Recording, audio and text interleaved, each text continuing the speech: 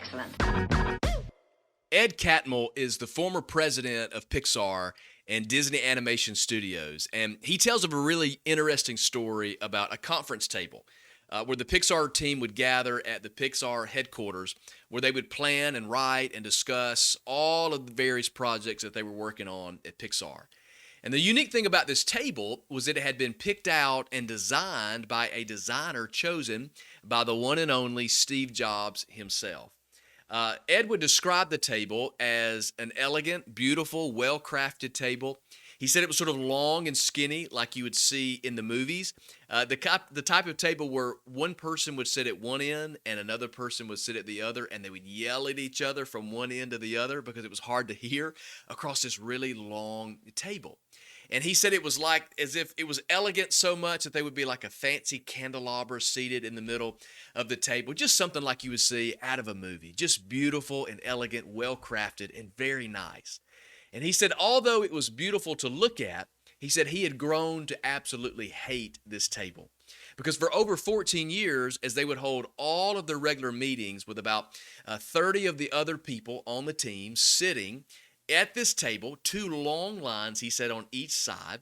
He said people were so spread out that it was hard to communicate. They couldn't clearly hear the person that was speaking. And not only could they not hear the person that was speaking, they couldn't even see the other people speaking because all the other heads were in the way as they sat in these really long lines at this long, skinny table. Now, because of this, Ed and Pixar's creative officer, John Lasseter, along with a handful of their most experienced directors and producers and writers, they began to be sat in the middle of the table so that they could interact with every person that was on the team. So if they were sitting in the middle, certainly they could hear everybody, they could see everybody, and then eventually someone started putting place cards for all the executives to have assigned seats. And this is ultimately what led to the removal of this beautiful, elegant table that Steve Jobs himself had designed. See, Ed says the table began to communicate the wrong message to the entire team sitting in the room. This long table with the place cards all set around for all the executives began to communicate that the closer to the center of the table that you were, the more important that you were. And this caused those who were on the far ends of the table to feel devalued. And because they felt devalued and less important, it made them less likely to give input, to speak up during these really important creative meetings. And then to make matters worse, sometimes the room would get so crowded that some people didn't even get to sit at the table at all. They would sit along the outsides of the room, so they didn't even have a place at the table. So for decades, Ed said that they sat around this table, causing other people to feel devalued and unable to fully contribute to what was happening in that room. It was never the intention, but here's the powerful principle. The leaders had blinders to what was happening because the place cards were designed for the convenience of those in charge. They felt the meetings were inclusive because as leaders, they weren't being excluded. So I want to ask you this question. In your leadership, has your table caused other people to be devalued and excluded? Today, we remove the table that's causing the barriers between our influence and those that we are influencing. Welcome to the Mind Your Business podcast, the podcast for whatever business is on your mind. Let's get started. Well, that's excellent.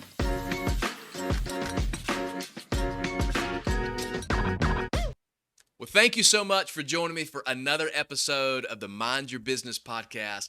Hey, if this podcast brings value to your life, will you do me a favor? Will you like and subscribe and share this with other people? I just want to add as much value to as many people as possible. See, it wasn't until the Pixar team found themselves in a situation where they happened to be meeting in a smaller room with smaller tables. And that's when Ed noticed that ideas and conversations, they were flowing freely from every person that was on the team. It didn't matter their title or their position. It didn't matter what they were necessarily doing on the team, what role they were fulfilling. Everyone suddenly felt this freedom to contribute and to be a part of the team. See, everyone felt value, and because of that value, it gave them this freedom and this confidence to contribute. And that's where he made the decision to get rid of the table. He requested that the maintenance crew come in, remove that long, beautiful, elegant table, and install something that was a little more intimate. And he said that one change changed everything about the environment and the culture of the team that was around them. And here's the reality that sometimes as leaders, even with good intentions, we're blind to the barriers that those we lead are experiencing. As we lead out, sometimes because of these little things in the environment, in the office, some of the things that we say, some of the things that we create, it creates barriers to those people that we are leading. So like Ed, you don't notice it, probably as the leader, because you aren't being impacted. You have a special place at the table. You've got a place card with your name on it. You're not being excluded. You are always included. So here's what we need to do. We need to be able to identify some of the things that make those on our team feel excluded from the process. What's making them feel devalued? So I want to give you some of the just top complaints that employees have about their leaders. Now, I want to challenge every one of us who are listening to this podcast or watching this podcast today. Some of us actually lead teams, and so you take this responsibility as a leader. Some of you will digest this information as someone who serves on a team or on a staff or in your place of work or business or whatever it is that you're part of. But I want to encourage that every one of us are leaders. We lead people that are beside us.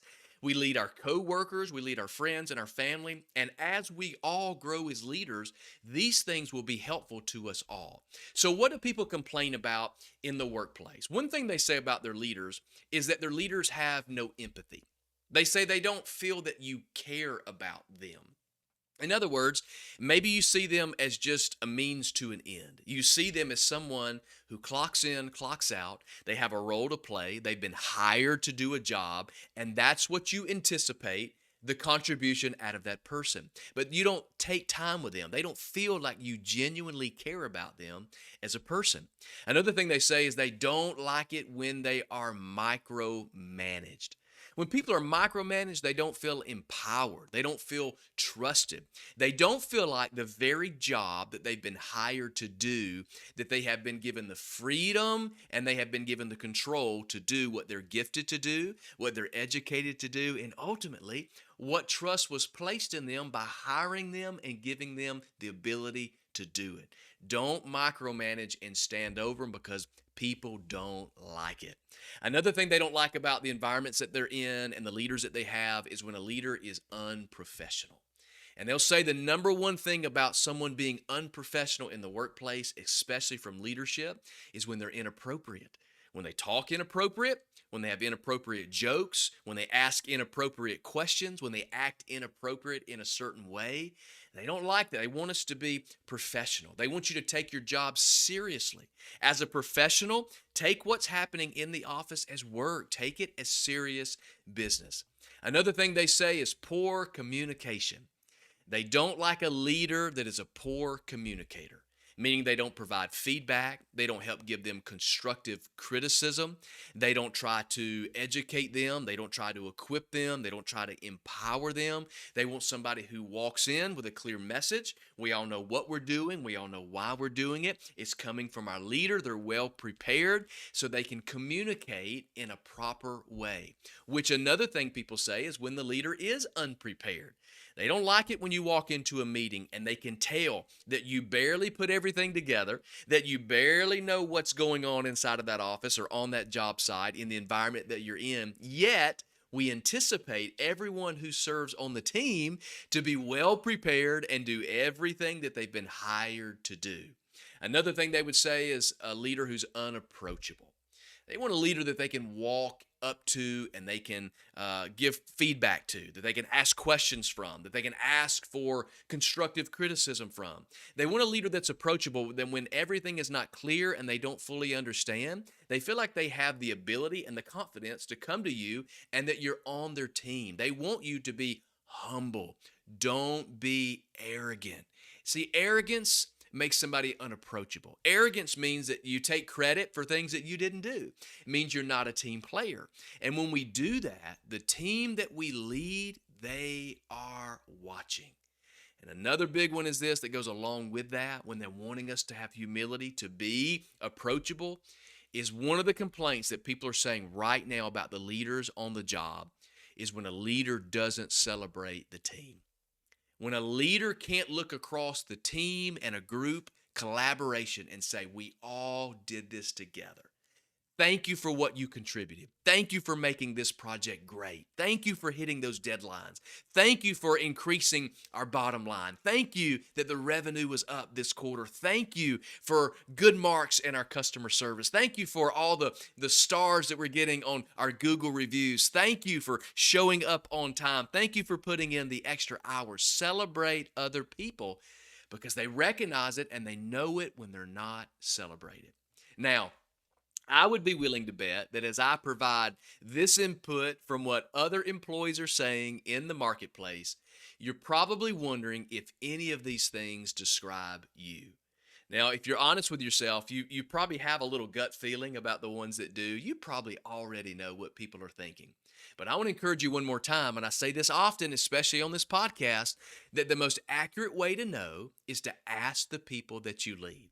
Have you provided a safe and simple way for your team to provide this feedback? And not just feedback about their performance, not just feedback about the task at hand, but do they have the ability to provide feedback to you as a leader? Now, that doesn't devalue you. It doesn't take away your authority and your leadership. No, it actually builds trust. It builds camaraderie with your team. They'll appreciate it. It'll make you a better leader. You'll see some of the blind spots that you don't even know you have by asking feedback from others. It's powerful, and it will help unlock another level of leadership capability for you. So today, I just want to offer us just a few qualities that I think will help make you a better leader. Now, I want you to notice something that I didn't say there. I didn't say leadership qualities. And this is because I have a different philosophy about this. I believe if we focus more on the qualities that we possess as a person, our leadership and our influence will automatically be better because we are better. We live in a culture, and it's good, and we talk about it here. Leadership is big. There's so many books, there's so many videos, there's so many podcasts, there's so much great content that make us better leaders. And although I want us together to grow as leaders, I want us to become better people. Because I believe the better we are as people, everything else and everyone else around us gets better as we get better. So if we get better as people, and these are qualities that we begin to live as everyday parts of our integrity and character, obviously our leadership is going to follow and it's going to be better because of it. So let me give you just a few things today that I think will make you a better leader. Genuinely value people. I think one of the greatest leadership principles, one of the greatest things you can do as an individual, great leaders genuinely value people. John F. Kennedy famously said this. Many of you have all heard this quote. Ask not what your country can do for you, but what can you do for your country? Have you ever considered, as a leader, as in your organization, the people that are around you, the people that you serve, regardless if you lead a team or if you lead a coworker, the relationship we have you ever considered not what you can get those that you lead to do for you, but what you could do for those that you are leading? Think about it. The value that it communicates, not to say, those that you lead, what can they do for me? But as the leader, what could I do for them? They would be absolutely blown away if you walked into your office this week, if you walked into that staff meeting And instead of the normal business on the reports and the updates and the tasks that you've assigned and all the follow through and all the planning and all the things that happen on our day to day, what would happen if you actually walked in and asked them how you could serve them? If you looked at them and you valued them as an individual, that you saw them as a person, not just as an employee, not just someone fulfilling a task. I want to ask you this question. How long has it been since you've asked the people on your team or the people around you, the people that you lead, how long has it been since you've asked them about their spouse? How's your spouse doing? How's your marriage doing? What are you guys doing for fun? How long have you guys been married now? How did you meet your spouse? What about their kids? How's the kids doing? What are they into now? Are they playing sports? Are they in ball? How old are they? What grade are they in? What do they enjoy doing? What are they passionate about?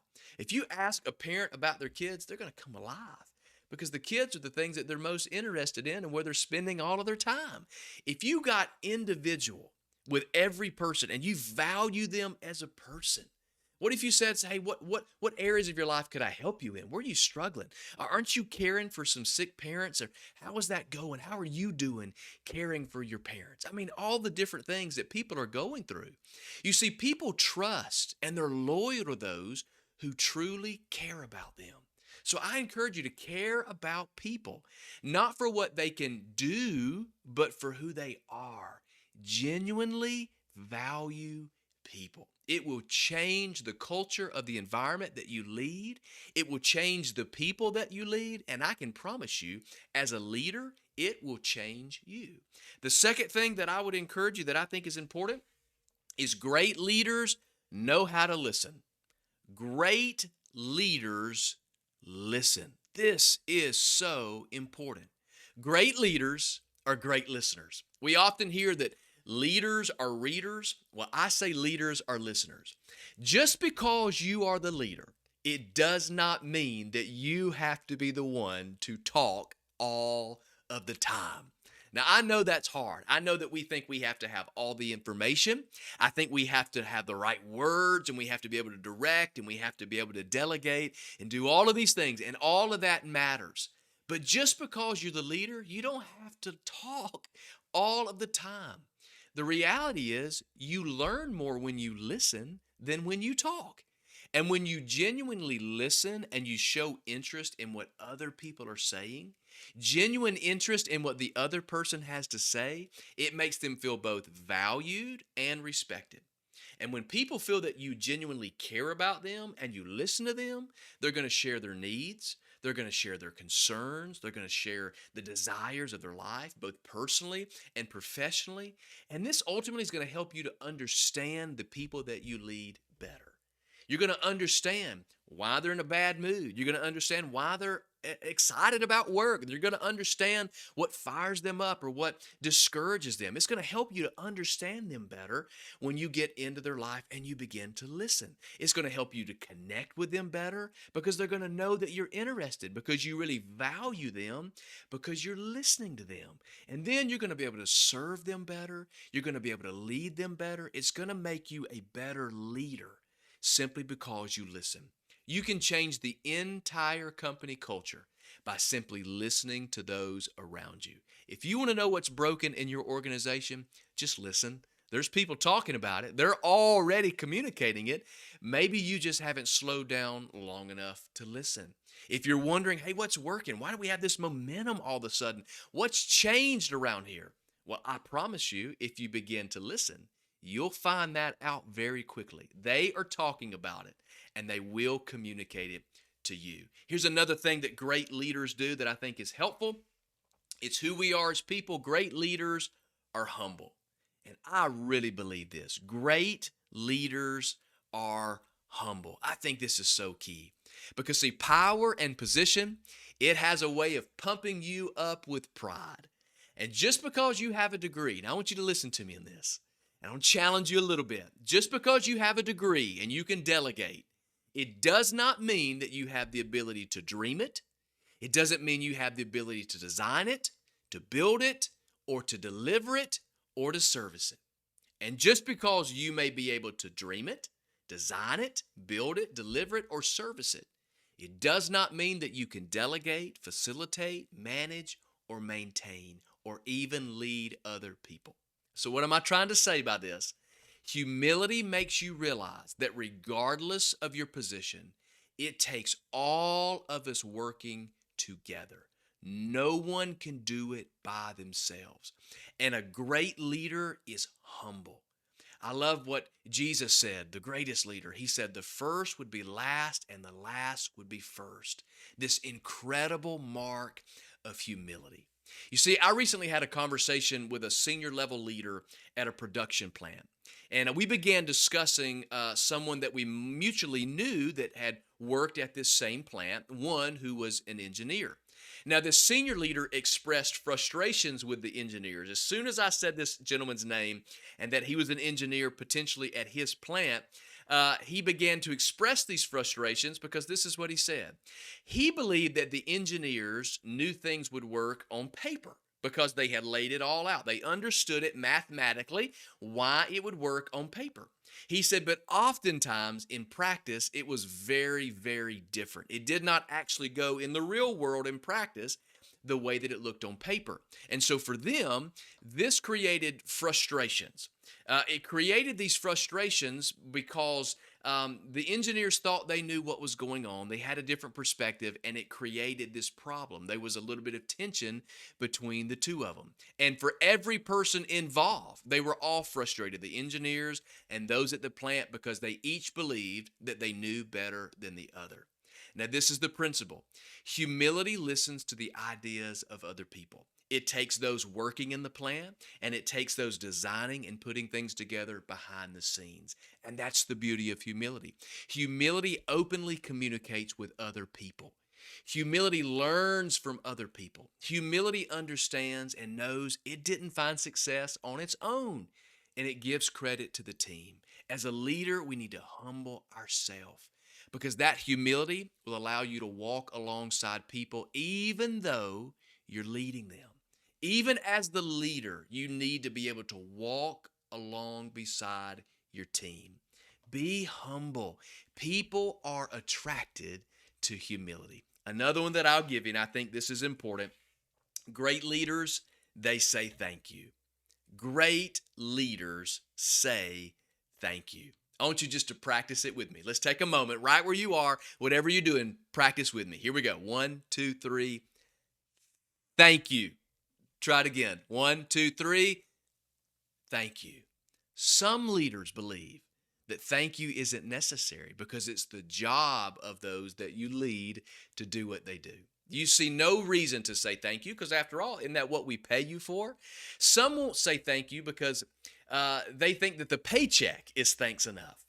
But their issue is that all over the country, people feel places of employment are doing the bare minimum right now. They're filling up all of the employment opportunities, and they're doing the bare minimum. Don't take the hard work of other people for granted. When you see someone who's working hard, don't take it for granted. Don't just assume that they know that you appreciate it. Make it a practice, a leadership practice to say thank you. That when you think something is good about another person, say it. Remember that what goes unspoken is unknown. If you don't speak it, they don't know it. Even though you may think you've shown it, even though that you think it should just go as known, that it's appreciated, if you want them to know it, you have to say it. So I'm going to ask you this question. Do those you lead know that you appreciate them? Say thank you. Another one that I will give you is that great leaders are authentic. Great leaders are authentic people. You're not trying to be something that you're not. You're not trying to elevate yourself above everyone else, but no, you value everybody. You're listening to everybody. You honor people. You serve them. You listen what's going on in their life. You have the ability to appreciate them. Just be authentic. I'm a firm believer that the higher you climb up this ladder of success, the more unstable that ladder becomes. You ever climbed up a ladder? The higher you get, the more unstable it becomes. Because the higher you get, you may notice that suddenly you feel a lot more pressure.